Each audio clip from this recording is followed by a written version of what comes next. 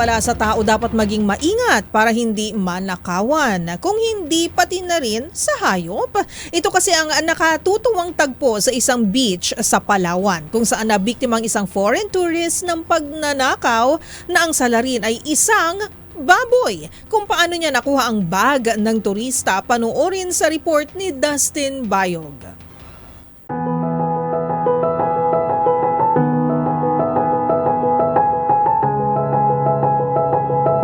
Kakaibang eksena ng pagnanakaw ang nakuhanan ng foreign tourist na ito sa Coconut Beach sa Palawan. Hindi isang tao, kung hindi ang hayop na baboy ang hindi inaasahang tinangay ang kanyang bag. Noong una ay binibidyuhan pa nila ang naturang baboy na hindi bakas na may binabalak pa lang itong masama. At nung makalapit na ito sa babae na si Leah Powell, ay inamoy-amoy niya muna ang bag at saka kinagat at tatangayin papalayo.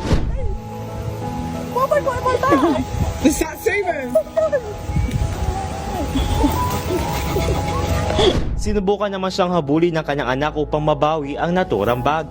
Sa huli ay nakuha raw nila ang bag, kaso nag-iwan na ito ng malaking butas at hindi na maaaring magamit. Ang video na yan ni Leah Powell ay nakakuha ng 4,000 likes sa TikTok na mahigit 50,000 views. Para sa DZRH TV, ito si Dustin Bayog.